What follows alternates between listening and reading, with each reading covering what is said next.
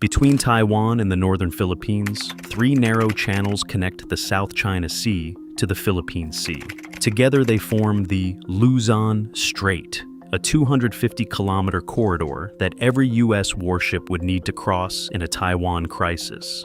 The same geography that makes this passage strategically essential could also make it a trap.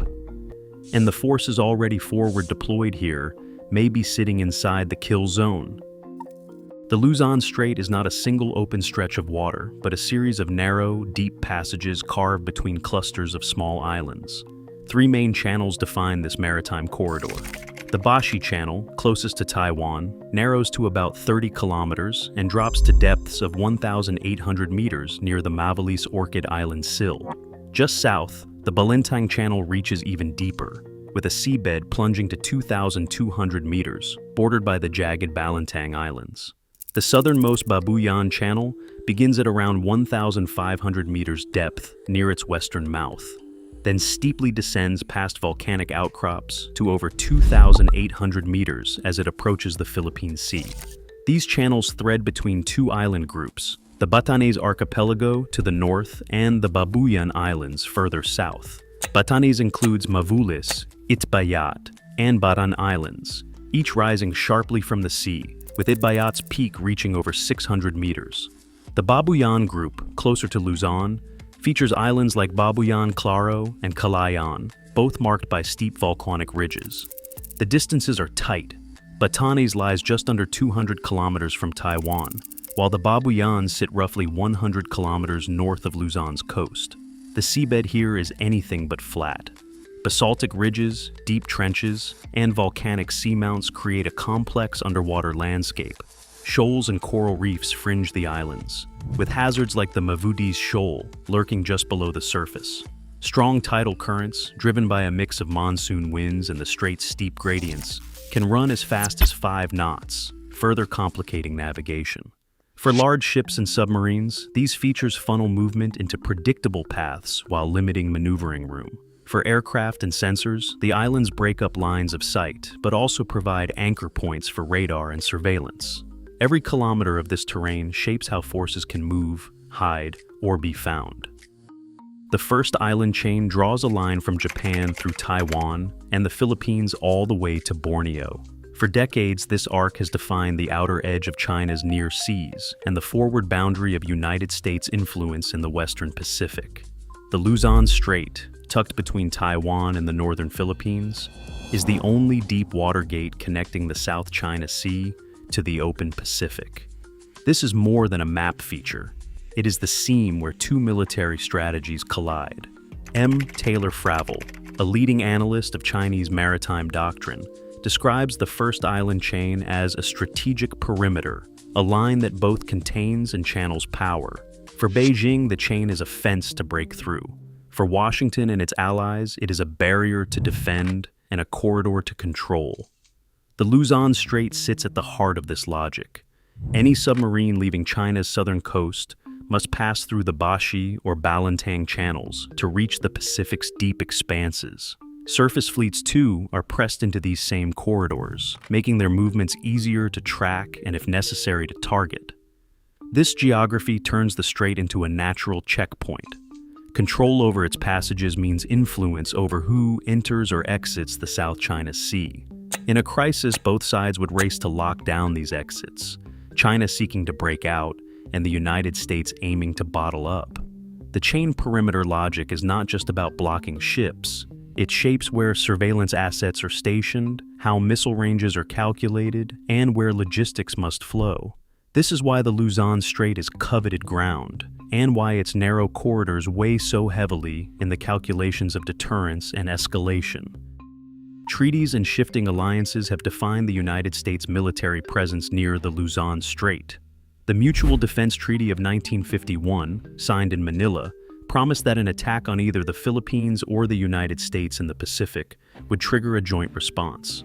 For decades, this pact anchored America's forward posture in Asia. But in 1991, the Philippine Senate voted to end the lease on Clark Air Base in Subic Bay, and the Mount Pinatubo eruption hastened the United States' withdrawal.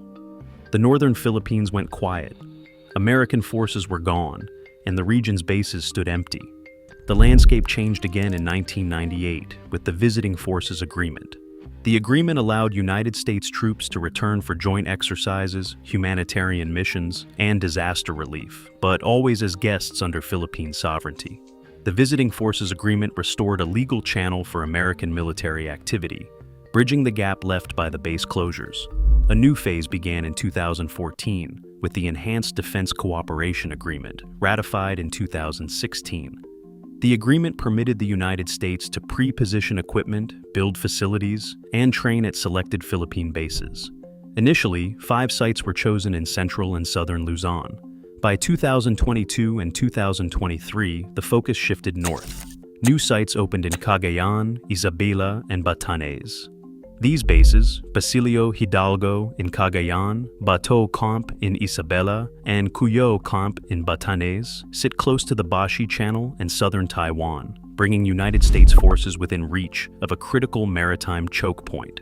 J. Batong Bakal notes that these northern sites do not just extend the alliance. They create predictable corridors for movement, where geography and legal agreements now dictate every deployment and exercise, shaping the operational realities that follow. Roughly 1/5 of the world's container traffic passes through the Luzon Strait, threading its way along routes that have changed little in decades. The main shipping lane hugs the western edge of the Bashi Channel, skirts the north tip of Mavulas Island, and then arcs south through the Balintang Channel before swinging east into the Philippine Sea. When typhoons sweep in from the Pacific, merchant vessels and tankers avoid the narrowest parts of Bashi, shifting toward deeper water in the Balintang Passage. But even these adjustments are predictable. Seasonal weather, tidal cycles, and the need for safe depths mean that ships, whether civilian or military, concentrate in the same corridors again and again. This funneling effect is not just a matter of geography, it is a matter of habit and necessity. Naval planners schedule transits to coincide with slack tide, minimizing the risk of being caught by powerful currents that can reach up to 5 knots. The result is a kind of maritime choreography, where the timing and placement of major movements become highly regular. For a force trying to slip through unnoticed, the options are limited. For a force tasked with watching or striking, the patterns are almost clockwork. Basco Harbor on Bataan Island, the only significant port in the Batanes group, offers a single protected anchorage. Its capacity is modest, enough for small cargo ships or patrol vessels, but not for sustained resupply of large forces. Airfields are equally constrained. Basco Airport's short runway can handle C-130 transport aircraft, but not heavy transports or high-volume sorties. Every convoy, every airlift must pass through these same bottlenecks. In a conflict, the density of traffic and the lack of alternative routes would make these lanes not just busy, but dangerously exposed. The very predictability that keeps commerce flowing in peacetime could, in crisis, turn the strait's arteries into targeting grids. Detection and strike timelines in the Luzon Strait are now measured in minutes, not hours. Over-the-horizon radar arrays reach out 500 kilometers, sweeping the main corridors every few minutes. Synthetic aperture radar satellites revisit the strait on rapid cycles, updating tracks even in poor weather. US P-8A Poseidons can scan a 250-kilometer radius, while MQ-9 drones can loiter for more than a day, feeding persistent imagery and electronic signatures into command networks. In recent red flag exercises, a simulated carrier group was detected, fixed, and struck within 4.5 minutes from first contact, a pace that leaves almost no time for ships or aircraft to maneuver out of danger. The compression between sensor and shooter turns predictable movement into immediate vulnerability. Beneath the surface, a hidden web of vulnerabilities stretches across the Luzon Strait. Submarine cables, vital for global internet and military communications, thread their way through the Bashi and Balintang channels, buried just 1 to 1.5 kilometers beneath the seabed. But the terrain offers only partial protection. Basaltic ridges and deep trenches not only complicate cable routing, they also provide natural concealment for mines and undersea vehicles. As Colin Coe of ERSCS notes, the Bashi Channel's narrowness compresses not only the kill chain above water, but also the margin for error below. In a crisis, these undersea corridors could be targeted by sabotage or mining, threatening to sever command links and blind surveillance networks at the worst possible moment. The Luzon Strait's strategic risk is not just what can be seen, but what remains hidden in its depths.